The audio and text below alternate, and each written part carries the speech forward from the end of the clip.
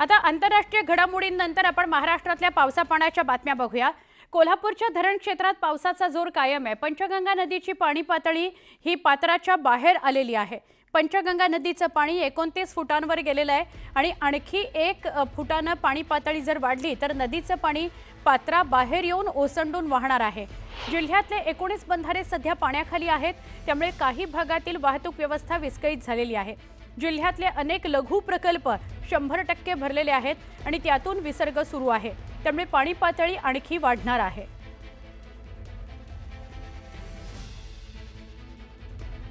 कोल्हापूरच्या धरण क्षेत्रामध्ये पावसाचा जोर कायम आहे, त्यामुळे पंचगंगा नदीच्या पाणी पातळीमध्ये झपाट्याने वाढ होताना दिसून येते। मी सध्या पंचगंगा घाटावरती आहे आणि या ठिकाणी पाहायला गेलं तर पंचगंगा सध्या दुथडी भरून आणि आपलं पात्र सोडून वाहताना आपल्याला दिसून येते।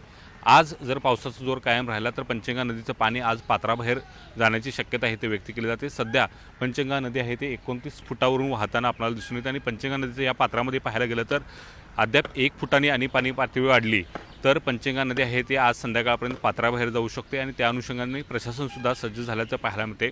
जिल्ह्यात आता लघु आणि मध्यम स्वरूपाचे जे प्रकल्प आहेत ते सुद्धा भरायला सुरुवात झालेली आहे। त्यातून पाणी आहे ते मोठ्या प्रमाणात नदीपात्रामध्ये विसर्ग होतोय आणि त्यामुळे नद्यांची पाणी पातळीसुद्धा झपाट्याने वाढताना दिसून येते। जिल्ह्यातले 19 बंधारे आहेत ते सध्या पाण्याखाली गेलेले आहेत आणि त्यामुळे अनेक ठिकाणची वाहतूक व्यवस्था आहे ती सुद्धा विस्कळीत झालेली आहे। या सगळ्या पार्श्वभूमीवरती जिल्हा प्रशासनाकडून नागरिकांना सतर्कतेचं आव्हान आहे ते करण्यात येते। राधानगरी धरण सुद्धा आता 60% वर भरलेलं आहे आणि त्यातून सुद्धा मोठ्या प्रमाणात आहे ते विसर्ग होताना दिसून येते। आलमट्टी धरणाचा जो विसर्ग आहे तो 70,000 क्युसेक होता, तो आता कमी करून 50,000 क्युसेक करण्यात आलेला आहे। त्यामुळे पाणी पातळी कमी होण्याचे जी वेग आहे तो संतपणे आपल्याला दिसून येते। ही जर आलमट्टीतली विसर्गाची पातळी वाढवली तरच आहे तो वेग हा वाढणार आहे आणि त्यामुळे आलमट्टीबाबत आहे ते प्रशासनानं समन्वय साधून तिथली पाणी पातळी वाढवण्याची आहे, तो विसर्ग वाढवण्याची गरज आहे ती व्यक्त होताना दिसून येते। व्हिडिओ जर्नलिस्ट संदीप पाटेसन आणि साळुके, न्यूज 18 लोकमत, कोल्हापूर। नाशिक शहरात जून महिन्यात गेल्या 23 दिवसांमध्ये 315 मिलीमीटर पाऊस पडलाय। या पावसानं 2017 सालचा विक्रम मोडून काढलाय। जिल्ह्याचा धरणसाठा 43%वर आहे। दारणा, गंगापूर यासोबतच कादवा या धरणातूनही 3 दिवसांपासून पाण्याचा विसर्ग केला जातोय आणि यात टप्प्याटप्प्यानं वाढच केली जाते। गंगापूर धरणातून रात्री पाण्याचा विसर्ग 6160 प्रति तास इतका करण्यात येत होता, त्यामुळे रामकुंड परिसरात पाण्याच्या पातळीत वाढ झाली। पुराची ओळख म्हणून समजल्या जाणाऱ्या दुतोंड्या मारुतीच्या छातीपर्यंत पाणी येऊन पोहोचलं होतं।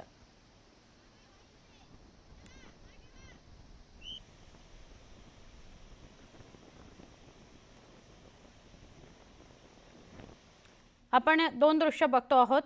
एक दृश्य ते म्हणजे गंगापूर कादवा या धरणातून पाण्याचा विसर्ग सुरू आहे त्याचं दृश्य, आणि दुसरीकडचं दृश्य म्हणजे रामकुंडाचं दृश्य, जो पाण्याची पातळी गुडघ्यापर्यंत होती, या मारुतीच्या गुडघ्यापर्यंत पाणी होतं, तेच पाणी या धरणांचं पाणी सोडलंच गेल्यामुळे छातीपर्यंत आलेलं आहे। मारुतीरायाच्या छातीपर्यंत पाणी आलेलं आहे। नाशिकमधली ही दृश्य आहेत। नाशिकमध्ये या गोदावरीला 2दा पूर येतो, म्हणजे 2 पद्धतीने पूर येतो। पहिला तर जर पूर्ण नाशिक शहरामध्ये मुसळधार पाऊस पडला तर खूप मोठ्या प्रमाणात गोदावरीच्या पात्रामध्ये पाणी येतं, पुरासारखं पाणी असतं। आणि दुसरं म्हणजे धरणातून जर पाण्याचा विसर्ग सुरू झाला, म्हणजे गंगापूर, कादवा या सगळ्या धरणामधून जर पाण्याचा विसर्ग झाला तर त्याचं पाणी या पात्राला येऊन मिळतं आणि त्यामुळे सुद्धा पूरसदृश्य परिस्थिती निर्माण होते। त्यावेळेला विशेष काळजी घेण्याची गरज असते। जी पूर नसताना आपण मंदिरं, देवळं, मूर्ती या पाहू शकतो, रामकुंड, सीताकुंड, लक्ष्मणकुंडामध्ये, त्या पूर आल्यावर मात्र दिसेनाशा होतात।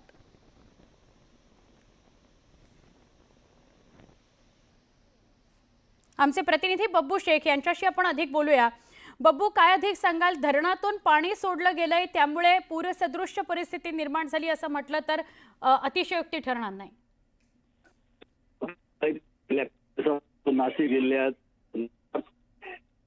मुसळधार पाऊस तर काही ठिकाणी ढगफुटी सदृश्य सारखा पाऊस होत आहे, त्याच्यामुळे सर्वच नद्या ओसंडून वाहत आहे आणि जवळपास सर्व धरणाच्या पाणलोट क्षेत्रात मोठ्या प्रमाणात पाऊस झाल्यामुळे धरणाच्या पाण्याच्या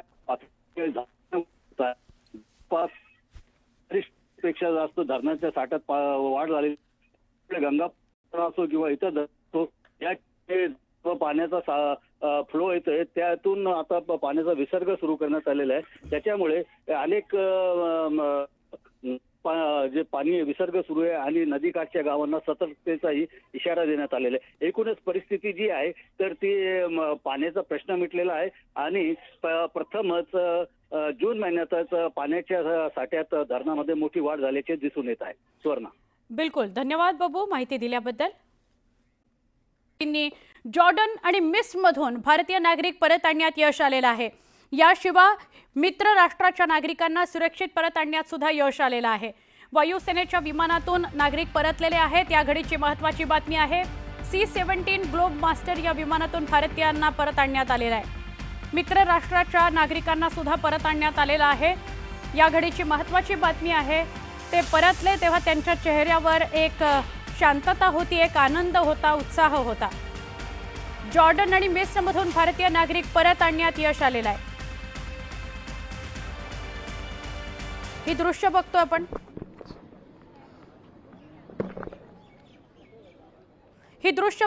C-17 ग्लोब मास्टरनं नागरिकांना परत आणलं गेलं. वायुसेनेचं हे विमान आहे. या वायुसेनेच्या विमानातून नागरिकांना परत आणलं गेलं. परत आणल्यानंतर त्यांच्या चेहऱ्यावर हसू होतं. जॉर्डन आणि मिस्र इथून भारतीय नागरिकांना परत आणलं गेलंय. आमचे प्रतिनिधी प्रशांत लीला रामदास यांच्याशी आपण बोलूया. दिल्लीच्या पालम विमानतळावर हे सगळे उतरले. प्रशांत, काय अधिक माहिती?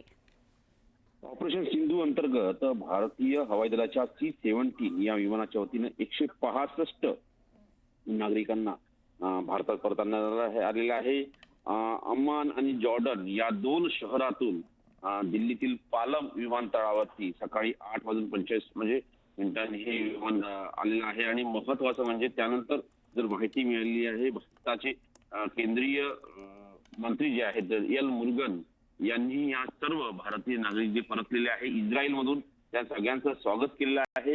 हे जे सर्व जे प्रवासी परतलेले आहेत त्यात अनेक मित्र राष्ट्राचे देखील नागरिक आहेत. महत्वाचं म्हणजे ऑपरेशन सिंधू अंतर्गत आतापर्यंत साधारणतः 2000पेक्षा जास्त म्हणजे 2678 प्रवासी भारतीय नागरिक हे भारतात परतलेले आहे. महत्वाचं म्हणजे ऑपरेशन सिंधू हे निर्माण झालं होतं इराण आणि इस्रायलमध्ये जी युद्धजन्य परिस्थिती आहे त्या युद्धजन्य परिस्थितीनंतर भारतीय नागरिकांना परत आणण्यासाठी या ऑपरेशन सिंधू सुरुवात करण्यात आली होती. आणि महत्वाचं म्हणजे आज अनेक जेव्हा भारतीय नागरिक हे जेव्हा भारतीय भूमीत त्यांनी पाय ठेवला तेव्हा त्यांच्यावर डोळ्यांमध्ये आनंदाश्रू होते. आणि या सगळ्यांचं स्वागत केंद्र सरकारच्या वतीनं डॉक्टर एल मुरुगन यांनी केलं, जे केंद्रीय राज्यमंत्री आहेत. नक्की धन्यवाद प्रशांत, आपण माहिती दिली त्याबद्दल.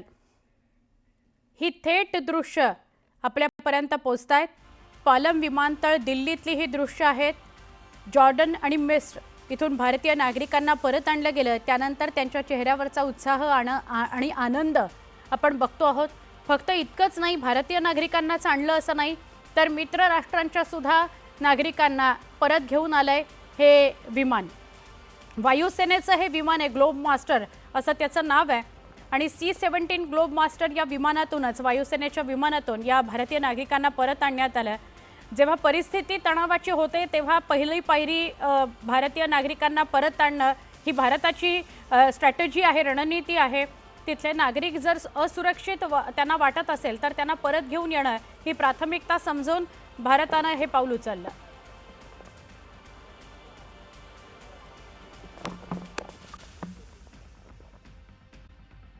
आता मुंबई महानगरपालिकेची निवडणूक नव्या वर्षातच होणार असल्याची माहिती सूत्रांकडून मिळतेय. प्रभाग प्रारूप रचना अंतिम करण्याची तारीख आता वाढवण्यात आलेली आहे. प्रारूप आराखडा जाहीर करण्यासाठी 6 ऑक्टोबरपर्यंतची मुदत देण्यात आलेली आहे. त्यामुळे मुंबई महानगरपालिकेची निवडणूक आता नव्या वर्षात म्हणजे आता 2026 मध्येच होण्याची शक्यता आहे.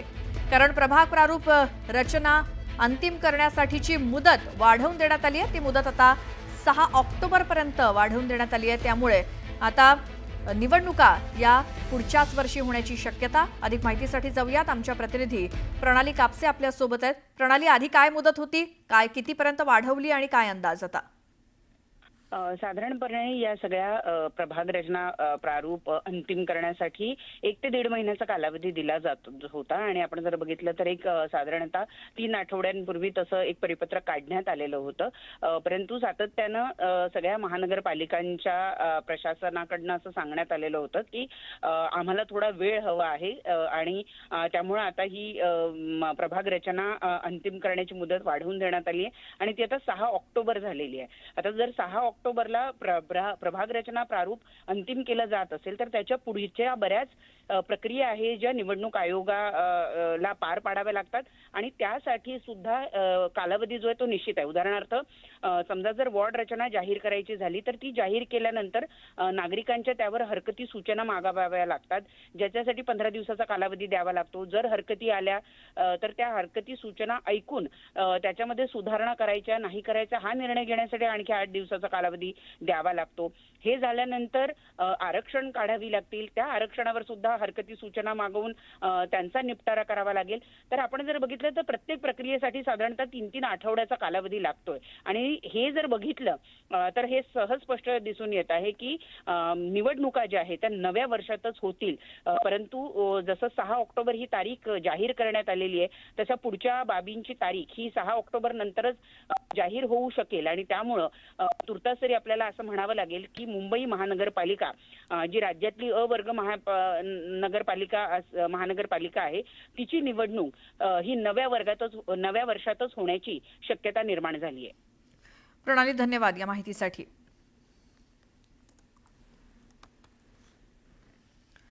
साठी देखील तुमच्याकडे वेळोवेळी येऊ, माहिती घेऊ. एक मोठी बातमी येते. मुख्यमंत्री देवेंद्र फडणवीस यांनी मंत्रिमंडळातील 7 मंत्र्यांच्या OSD आणि PA यांच्या नियुक्तीला परवानगी नाकारली आहे. मुख्यमंत्री कार्यालयातून संबंधित अधिकाऱ्यांना मूळ विभागामध्ये रुजू होण्याच्या सूचना देण्यात आलेल्या आहेत. या नोटिसांमध्ये सचिवांवरती बेकायदेशीर पद्धतीनं काम करत असल्याचा ठपका ठेवत तत्काळ मूळ विभागात हजर होण्याच्या सूचना देण्यात आल्या. तर नोटीस आल्यामुळे मंत्र्यांची सुद्धा धावपळ सुरू झाली आहे. शिवसेनेचे नाराज मंत्री उपमुख्यमंत्री एकनाथ शिंदे आणि मुख्यमंत्री देवेंद्र फडणवीस यांच्या बंगल्याच्या ते चक्रा मारतायत. अधिक माहितीसाठी जाऊयात. आमचे प्रतिनिधी उदय जाधव आहेत आपल्या सोबत. उदय, काय माहिती?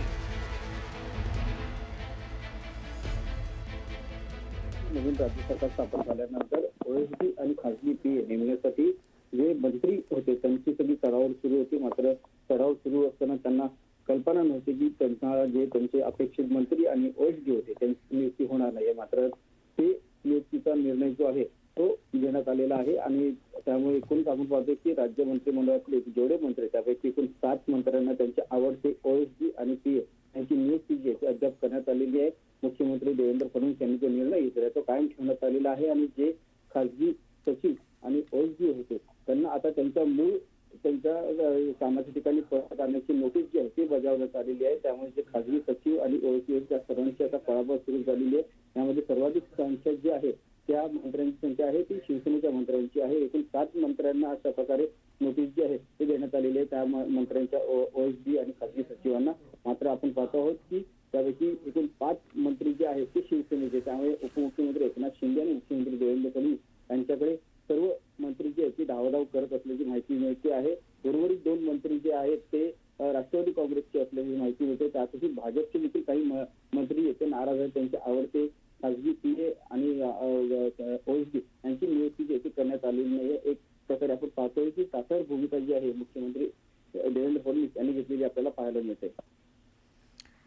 उदय, या माहितीसाठी धन्यवाद. आता मुंबई महानगरपालिकेची निवडणूक नव्या वर्षातच होणार असल्याची माहिती सूत्रांकडून मिळते. प्रभाग प्रारूप रचना अंतिम करण्याची तारीख आता वाढवण्यात आलेली आहे. प्रारूप आराखडा जाहीर करण्यासाठी 6 ऑक्टोबरपर्यंतची मुदत देण्यात आलेली आहे. त्यामुळे मुंबई महानगरपालिकेची निवडणूक आता नव्या वर्षात म्हणजे आता 2026 मध्येच होण्याची शक्यता आहे. कारण प्रभाग प्रारूप रचना अंतिम करण्यासाठीची मुदत वाढवून देण्यात आली आहे. ती मुदत आता 6 ऑक्टोबरपर्यंत वाढवून देण्यात आली आहे. त्यामुळे आता निवडणुका या पुढच्याच वर्षी होण्याची शक्यता. अधिक माहितीसाठी जाऊयात. आमच्या प्रतिनिधी प्रणाली कापसे आपल्या सोबत आहेत. प्रणाली, आधी काय मुदत होती, काय कितीपर्यंत वाढवली आणि काय अंदाज आता? साधारणपणे या सगळ्या प्रभाग रचना प्रारूप अंतिम करण्यासाठी 1 ते 1.5 महिन्याचा कालावधी दिला जात होता आणि आपण जर बघितलं तर एक साधारणतः 3 आठवड्यांपूर्वी तसं एक परिपत्रक काढण्यात आलेलं होतं. परंतु सातत्यानं सगळ्या महानगरपालिकांच्या प्रशासनाकडनं असं सांगण्यात आलेलं होतं की आम्हाला थोडा वेळ हवा आहे आणि त्यामुळे आता ही प्रभाग रचना अंतिम करण्याची मुदत वाढवून देण्यात आली आहे आणि ती आता 6 ऑक्टोबर झालेली आहे. आता जर 6 ऑक्टोबरला प्रभाग रचना प्रारूप अंतिम केलं जात असेल तर त्याच्या पुढच्या बऱ्याच प्रक्रिया आहे ज्या निवडणूक आयोगाला पार पाडाव्या लागतात आणि त्यासाठी सुद्धा कालावधी जो आहे तो निश्चित आहे. उदाहरणार्थ समजा जर वॉर्ड रचना जाहीर करायची झाली तर ती जाहीर केल्यानंतर नागरिकांच्या त्यावर हरकती सूचना मागाव्या लागतात, ज्याच्यासाठी 15 दिवसाचा कालावधी द्यावा लागतो. जर हरकती आल्या तर त्या हरकती सूचना ऐकून त्याच्यामध्ये सुधारणा करायच्या नाही करायच्या हा निर्णय घेण्यासाठी आणखी 8 दिवसाचा कालावधी द्यावा लागतो. हे झाल्यानंतर आरक्षण काढावी लागतील, त्या आरक्षणावर सुद्धा हरकती सूचना मागवून त्यांचा निपटारा करावा लागेल. तर आपण जर बघितलं तर प्रत्येक प्रक्रियेसाठी साधारणतः 3-3 आठवड्याचा कालावधी लागतोय आणि हे जर बघितलं तर हे सहज स्पष्ट दिसून येत आहे की निवडणुका ज्या आहेत त्या नव्या वर्षातच होतील. परंतु जसं 6 ऑक्टोबर ही तारीख जाहीर करण्यात आलेली आहे तशा पुढच्या बाबींची तारीख ही 6 ऑक्टोबर नंतरच जाहीर होऊ शकेल आणि त्यामुळं तुर्तास तरी आपल्याला असं म्हणावं लागेल की मुंबई महानगरपालिका जी राज्यातली अवर्ग महानगरपालिका आहे तिची निवडणूक ही नव्या वर्षातच होण्याची शक्यता निर्माण झाली आहे. प्रणाली, धन्यवाद या माहितीसाठी.